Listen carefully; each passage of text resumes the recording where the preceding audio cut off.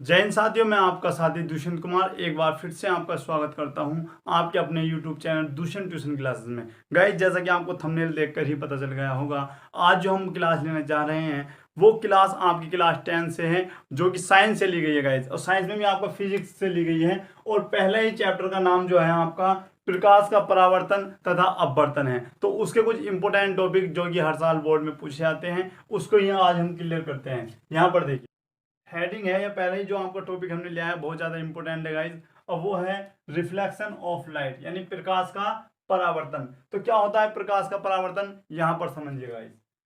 जब प्रकाश किसी पोलिशदार व चिकने तल से टकराती है, या फिर इस प्रकार से पढ़ सकते हैं आप कि जब कोई प्रकाश की किरण किसी चिकने या पोलिशदार तल पर गिरती है तो उसका अधिकांश भाग उसी माध्यम में वापस लौट आता है, और प्रकाश के चिकने तल से टकराकर इसी प्रकार वापस लौट आने की प्रक्रिया को ही प्रकाश का परावर्तन हम कहते हैं। यहाँ पर भी यही लिखा हुआ है कि जब प्रकाश किसी पोलिशदार व चिकने तल पर गिरता है तो उसका अधिकांश भाग वापस लौट आता है, और प्रकाश के चिकने तल से टकराकर लौटने की इसी प्रक्रिया को या इसी घटना को, इसी प्रोसेस को प्रकाश का परावर्तन यानी रिफ्लेक्शन ऑफ लाइट बोलते हैं या कहते हैं। यहाँ पर देखिएगा, इसको आप डायग्राम के माध्यम से समझते हैं।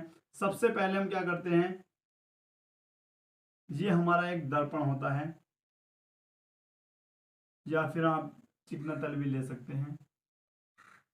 इसको हम बोलते हैं M1 और M2। अब होता क्या है गाइस, एक प्रकाश की किरण इधर से यहां पर आती है, इस प्रकार से यहां पर गिरती है। जो उनसी किरण आ रही है उसको बोलते हैं आपतित किरण, आपतित किरण। और यहां पर गाइस एक होता है अभिलंब, अभिलंब जिसको हम बोल देते हैं N। इसको आप A मान सकते हैं गाइस, और यहां पर लिख सकते हैं हम अभिलंब। और ये इससे टकराकर गाइस इस प्रकार से उसी माध्यम में वापस लौट आती है गाइस, इस पर ये इधर वापस लौट आती है। और इसे जो ये वापस जा रही है तो इसको बोलते हैं परावर्तित किरण, परावर्तित किरण। इसको आप A B यहाँ पर और C इसको यहाँ पर हम लिख सकते हैं। अब होता क्या है, यहाँ पर देखिए, अब आपको पता होगा कि जैसे ये आपतित किरण आती है और अभिलंब यहाँ पर हमारे बीच में है, और ये इधर को परावर्तित किरण हो जाती है, तो इनके बीच में कुछ एंगल बना होगा, यानी यहाँ पर कुछ एंगल बना होगा जिस एंगल पर ये आई थी। तो जिस एंगल पर ये आती हैं उसको बोलते हैं हम आपतन कोण, आपतन कोण। और जिस पर ये जाती हैं उसको बोलते हैं परावर्तन कोण, परावर्तन कोण। तो गाइस, ये था आपका प्रकाश का परावर्तन। एक बार फिर से समझिएगा कि जब कोई प्रकाश की किरण, ये हमारे प्रकाश की किरण आ रही है, और ये नीचे आपका क्या है, कोई चिकना तल है या एक दर्पण भी मान सकते हैं, ये इससे टकराकर इसी ये जो माध्यम है, ये माध्यम उसी माध्यम में वापस लौट के आ जाती है। यानी जब कोई प्रकाश किरण किसी चिकने तल से टकराती है तो उसका अधिकांश भाग, मैक्सिमम पार्ट जो होता है, उसका उसी भाग में वापस लौट आता है, और प्रकाश की इसी घटना को ही हम प्रकाश का परावर्तन कहते हैं। तो गाइज, एक बार इसका आप अच्छे से स्क्रीनशॉट ले लें।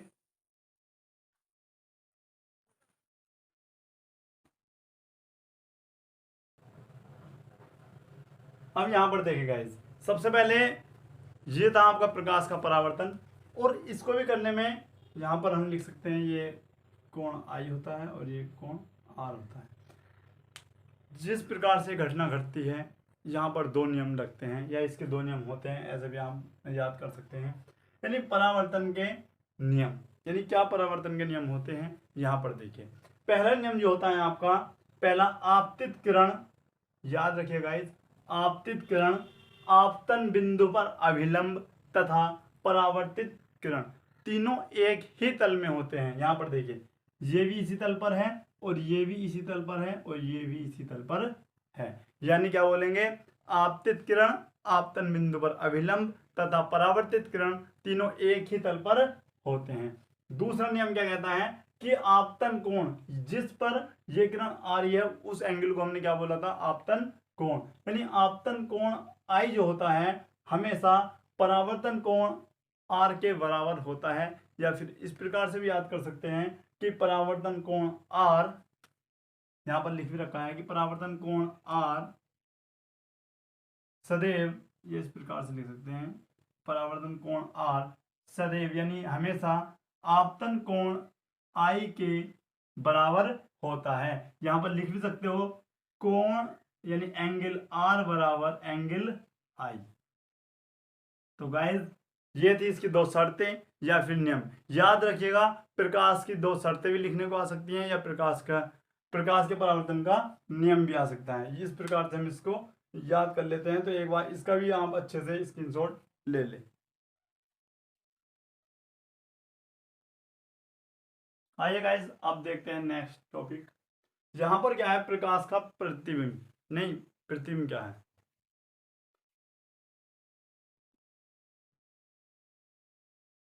आइए गाइस देखते हैं नेक्स्ट हेडिंग आपकी है प्रतिबिंब, यानी किस प्रकार से हम इसको याद करते हैं, कितनी इंपॉर्टेंट इसकी परिभाषा है, क्या इसको याद करना चाहिए या नहीं करना चाहिए। यहाँ पर देखिए, तो मैं आपको बता दूं ये इंपॉर्टेंट टॉपिक है, यानी इंपॉर्टेंट है, 2 नंबर में आपकी पूछी भी जाती है कि प्रतिबिंब किसे कहते हैं। तो ये प्रकाश का परावर्तन है, इसके डायग्राम से ही कुछ समझने का हम प्रयास करते हैं। यहाँ पर देखिए सबसे पहले होता क्या है, यदि डेफिनेशन को पढ़ते एक बार, कि यदि प्रकाश की किरण वस्तु के किसी बिंदु से चलकर परावर्तन के पश्चात किसी अन्य बिंदु से मिलती है, या फिर मिलती हुई प्रतीत होती है, या फिर दूसरे बिंदु से आती हुई, यहां पर देखिए दूसरे बिंदु से आती हुई प्रतीत होती है, तब इस दूसरे बिंदु को पहले बिंदु का प्रतिबिंब कहते हैं। इस थ्योरी से आपको कुछ समझ में नहीं आया होगा, तो यहां पर देखिए सपोज डैट यहां पर कोई वस्तु है, यहाँ पर वस्तु ए है, इस प्रकार समझते हैं। अब परावर्तन को आप भूल जाइए, जो आपका डायग्राम बनाया था ये केवल इसको समझाने के लिए है। यहाँ पर देखिए अब डेफिनेशन को हाथों हाथ हम क्लियर करेंगे। यहाँ पर देखिए यदि प्रकाश की किरणें वस्तु के किसी बिंदु से चलकर, यहाँ पर कोई वस्तु थी और यहाँ से ही हमारे किसी बिंदु से क्या आ रही है, प्रकाश की किरण आ रही है, और परावर्तन के पश्चात यहाँ पर क्या हो रहा है, प्रकाश का आप सभी जानते हैं परावर्तन हो रहा है, दूसरे बिंदु पर जाकर मिलती है, यहाँ पर कोई दूसरा बिंदु है उस पर जाकर ये मिलती है, तब क्या होता है, तो ये जो है वो पहले वाले बिंदु का हमारा क्या हो जाएगा गाइज, प्रतिबिंब हो जाएगा। क्या हो जाएगा, प्रतिबिंब हो जाएगा इस डेफिनेशन के अनुसार। और इस डायग्राम के अनुसार भी आप इसको याद कर सकते हैं। हालांकि मैंने आपको बता दिया ये डायग्राम वहां पर आपको नहीं बनाना, ये केवल समझने के लिए है। तो गाइज एक बार इसका भी आप अच्छे से स्क्रीनशॉट ले सकते हैं।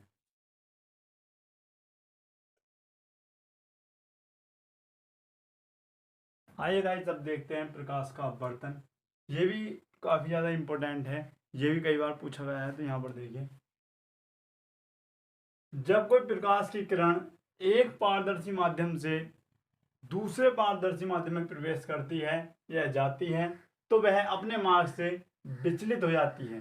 वह अपने मार्ग से क्या हो जाती है गाइस, विचलित हो जाती है, और इस घटना को ही प्रकाश का अपवर्तन कहते हैं। एक डेफिनेशन तो गाइस इसकी ये भी है, और एक डेफिनेशन इसकी ये है कि जब कोई प्रकाश की किरण विरल माध्यम से सघन माध्यम में प्रवेश करती है या जाती है, तो वह अभिलंब की ओर थोड़ी सी झुक जाती है। कुछ भी आप इसमें बोल सकते हैं।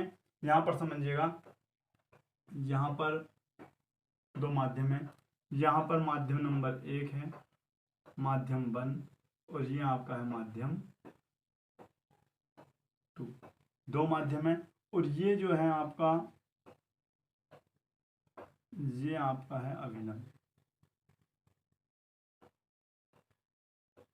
ये है क्या है आपका अभिलंब। और फिर वही प्रकाश की किरण इस प्रकार से आती है, तो ये आप जो है क्या, आपतित किरण, आपतित किरण।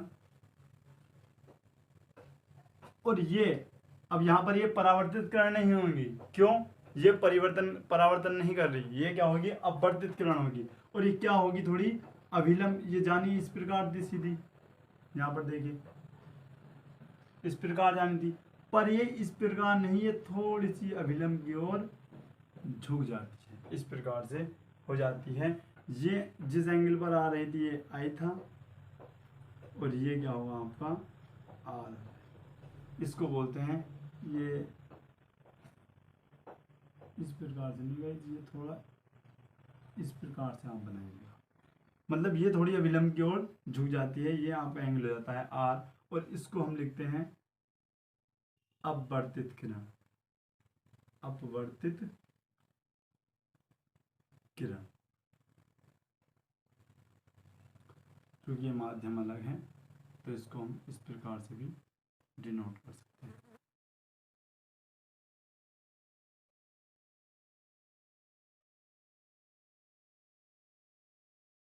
इस प्रकार से, और इसी प्रकार से हम इसका नाम क्या लिखते हैं, आपतन कोण,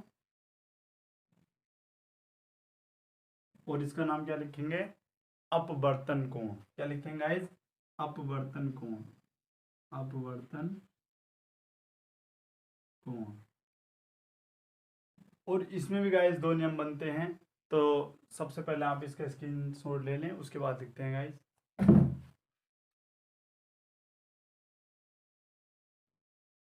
तो आइए गाइस देखते हैं अपवर्तन के क्या नियम है। पहला नियम जो है गाइस वो वही है जो आपका परावर्तन में था। क्या नियम था कि आपतित किरण आपतन बिंदु पर अभिलंब तथा यहाँ वहां पर क्या था, परावर्तित किरण, पर यहाँ पर क्या है, अपवर्तित किरण। यहाँ पर देखिए आपतित किरण आपतन बिंदु पर अभिलंब तथा अपवर्तित किरण तीनों एक ही तल में होते हैं। मैंने आपको चित्र में दिखाया भी होगा और आप भी देख सकते हैं। दूसरा नियम क्या है, ये थोड़ा उससे अलग है।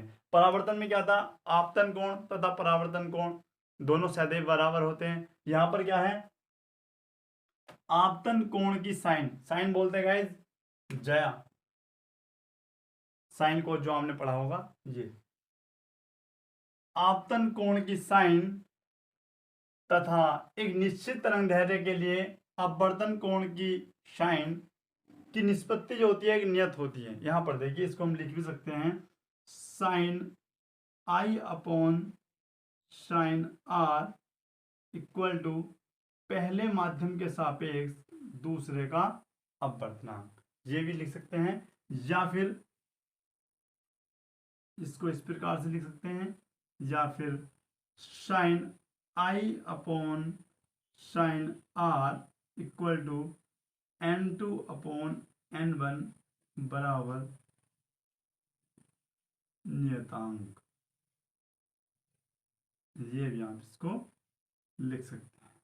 और इसी नियम को आप स्नेल का नियम भी कहते हैं। तो एक बार इसका भी आप अच्छे से स्क्रीनशॉट ले लें।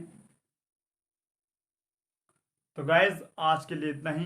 कैसी लगी है आज की क्लास, टॉपिक आपको अच्छा लगता है या आपको समझ में आया है तो वीडियो को लाइक करें और अपने दोस्तों के साथ शेयर करें, और यदि चैनल पर न्यू है तो चैनल को सब्सक्राइब करें। तो गाइज मिलते हैं नेक्स्ट क्लास में, तब तक के लिए आज्ञा दीजिए। और हाँ, सबसे पहले दूसरी क्लास में आने से पहले आप इस सब का अच्छे से रिवीजन कर लें, जिससे आपको अच्छे से आगे का भी समझ में आए।